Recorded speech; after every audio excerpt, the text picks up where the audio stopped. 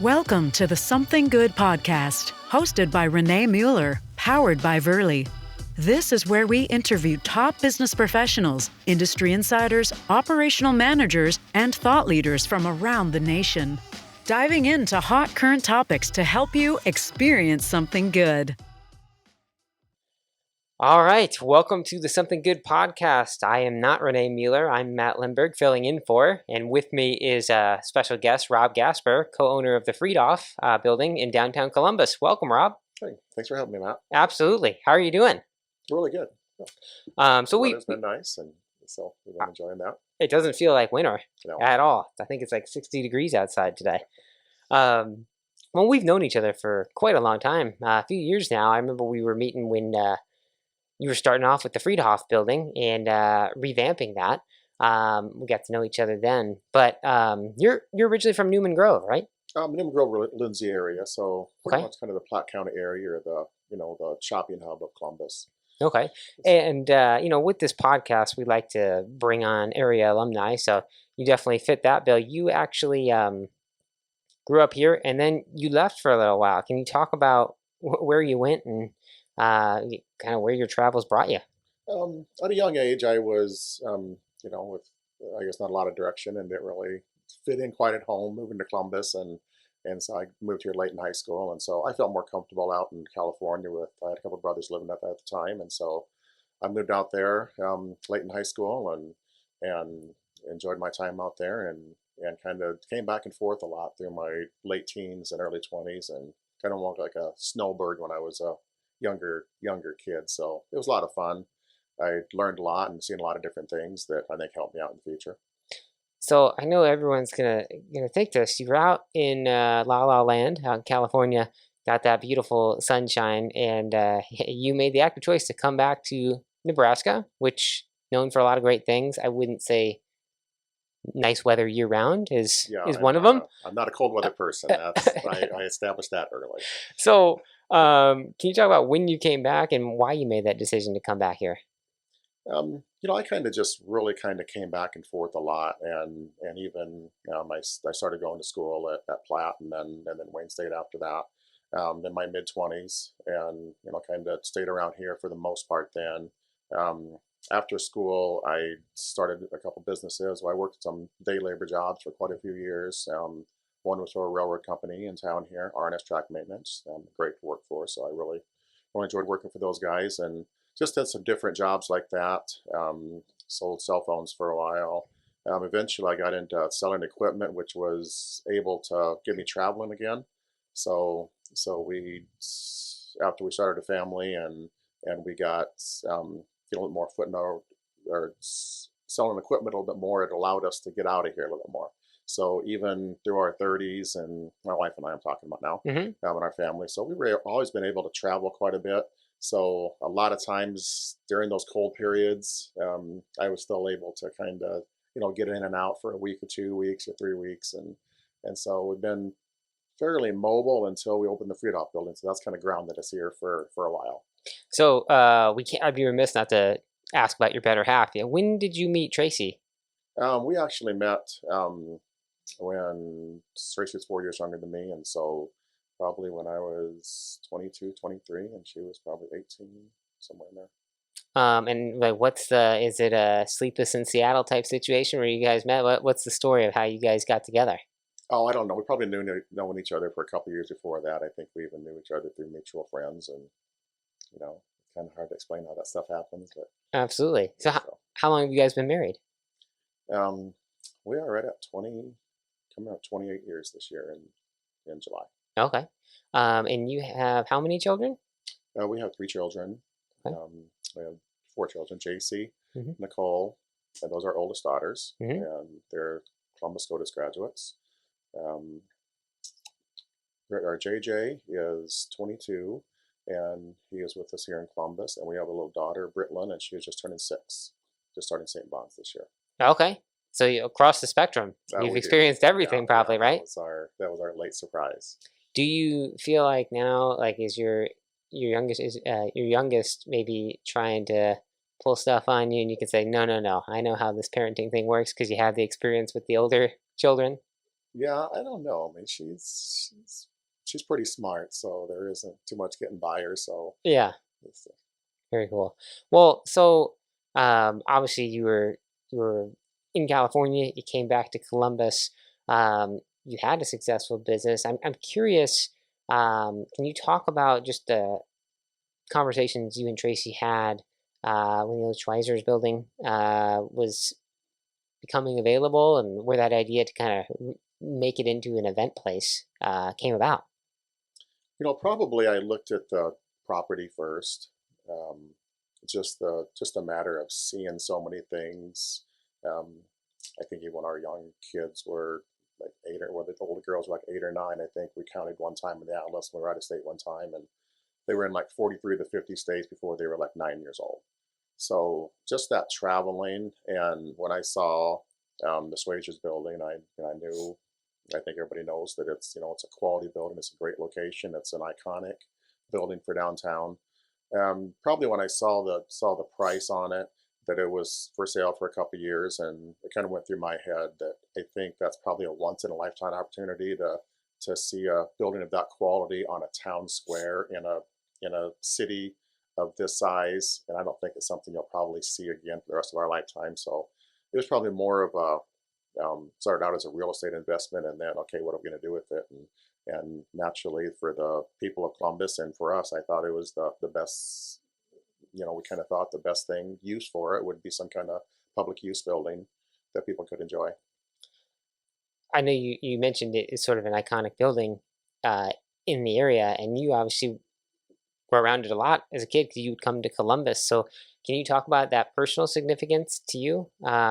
Maybe what it meant to you and what it means to you now? Yeah, I think even if you didn't even shop at Schwazer's, which I did, I think I probably was only in the building a couple times. Just as a kid, driving around the downtown or spending time downtown, it's a building that just kind of stands out. Not only for its architectural features, but just the quality of building it is. You can kind of look at it from a distance and say, hey, that's it's held up well. Very very good build quality. And just the overall fact that it's the prominent location it's at, and it's just a great great architectural um, landmark for downtown. So that renovation process, and I know a lot of people have been in there, but for those that haven't yet, you've kept a lot of historic features. It has that historic charm to it, but you obviously made some improvements and some upgrades. Can you talk about that process? Yeah, probably going from a retail store to form a public assembly use. Going through a lot of the coding with the fire marshal and the city. That was always a process and a challenge to get through. Um, they did very well working with us, and the fire marshal did a great job of helping us through the process and getting to where we can get the right systems in there to have a public assembly. So that was probably a huge hurdle. The other huge hurdle was probably just the expense of putting in a commercial kitchen and restrooms.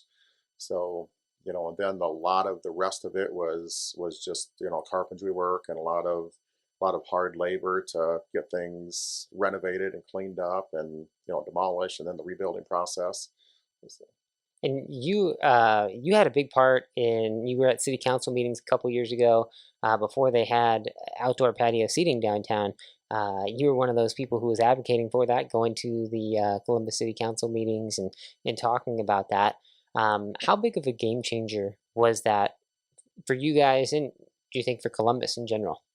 I think it's gonna mean a lot for the future. I mean, people really enjoy our patio in the summertime.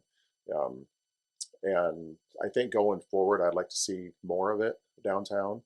And I think that's as far as the sidewalk seating. I thought that was probably just from my experiences, seeing a good part of the United States and seeing what's successful and what works to revitalize downtowns. And I think that's really a big part of it. Um, because people just really like, having that urban environment and being able to be outside of that urban environment, not necessarily be cooped in all the time. Absolutely. So, you've alluded to a lot of your travels, a lot of trips you guys have taken. I know that's a hobby of yours. Can you talk about some of the places you've been? Um, Maybe what you appreciated most about them, and just are there things that you think Columbus could get? Do you have ideas for what Columbus could gain from those travels? Probably more on the entertainment and the downtown housing, I think, is what we've been missing the last 20 or 30 years. Um, I think there's always, especially in mid-America and a lot of places with mid-sized cities, a lot of downtowns have kind of taken a step back over the last 20 or 30 years when retail has gone online. So to make up for that little bit of a deficiency now, there's a couple things that need to fill in. Downtown housing is very important, and entertainment, and that all helps out the retail end of it as well. Those three things kind of just need to work together. And the successful areas that I've seen, not only in Nebraska but around the nation, usually use those three things working together to really make a successful downtown in the 2020s. So, where are some of the places you've been that I guess that inspiration comes from, that where you saw that done successfully? I would say, as far as our local cities, Grand Island's done an excellent job of that over the last 10, 12 years. And then just seeing a lot of the cities down south and everywhere the town square has always been a interest to me because it always kind of reminded me of Columbus. And so we have a very, very great asset down there with the town square that I think is probably underutilized at this point. I'd like to see it used more in the future for events. One of the more interesting places we've been to was we made a trip to Thailand just before we opened the Friedhof Building.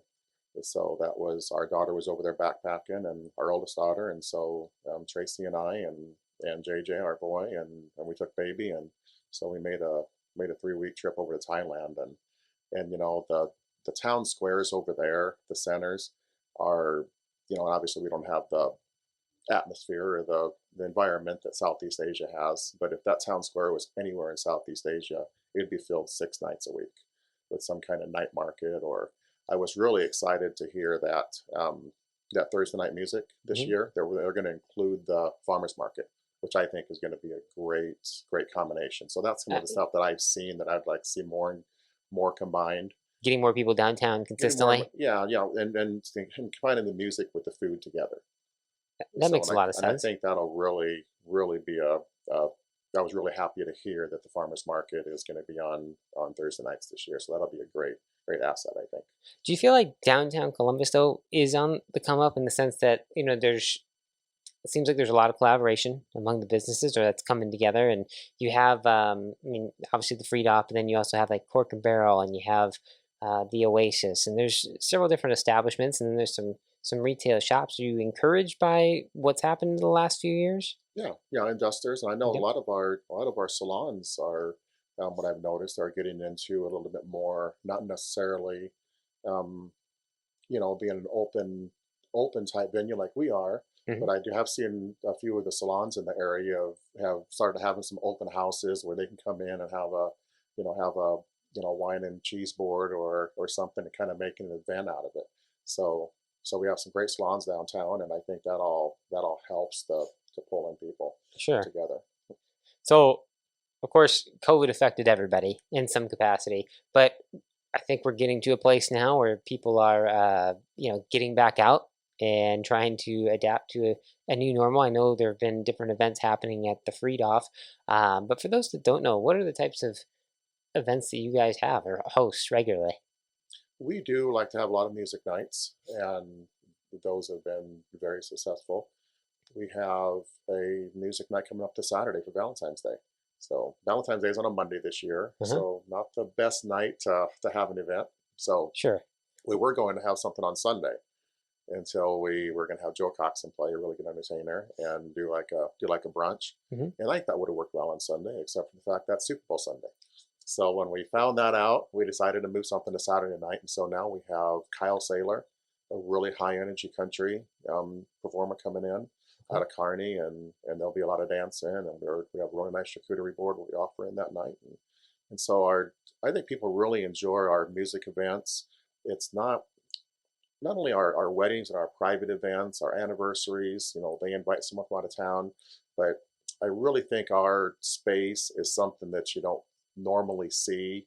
You can kind of see a sports bar or a convention area, about anywhere. But to be able to enjoy a music event and something a little more unique, I think is really a nice attraction that people enjoy.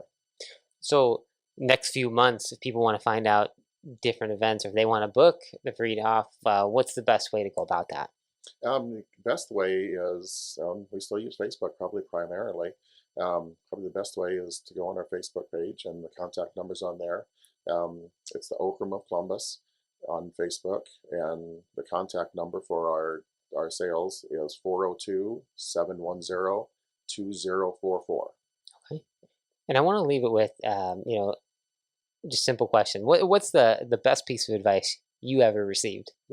That's probably a hard one to really think about, but I think probably the best advice you can give anyone, I think most things are sales, and I'm not even sure who really kind of gave me this advice. Maybe there was an instructor.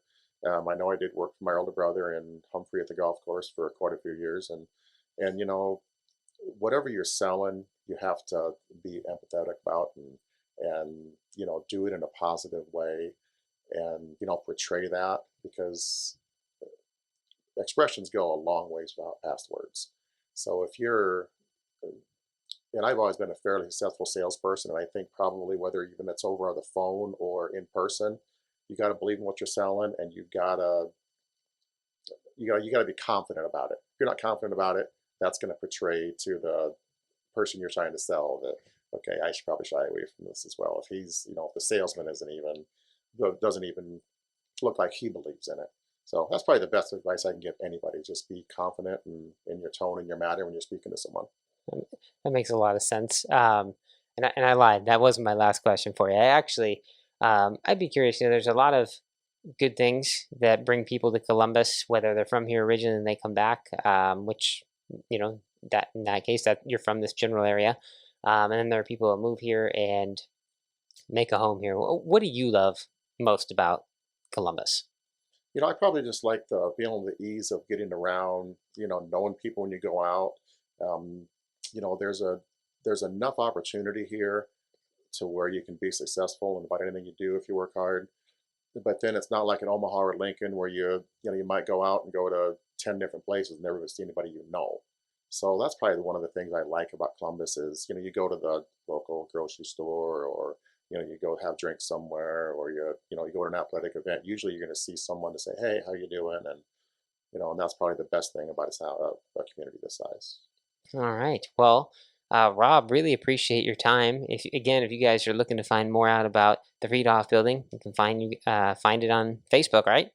Best place to be. And I do want to mention, we do have a big event April 30th. We've got a great singer coming in, and we'll have a couple other, a little bit more of a festival throughout the entire day, but that'll be Saturday, April 30th. And 3 years ago, we had our first one, and that was actually 2 years ago, that was the September Fest. So twice a year, we want to do a 27th Avenue event where we block off the street and have great food and music. And so people can look forward to that on Saturday, April 30th. All right. Nice event. Well, definitely check it out on that day and go out there before. The Friedhof is a great atmosphere, good people there, good owners. So definitely worth checking out. Probably the most, I think when people come in, and we hear this a lot, they feel comfortable there. And so that's a nice compliment, and a nice way for people to put it when they come in the building. Absolutely. Well, thank you again, Rob. Appreciate it.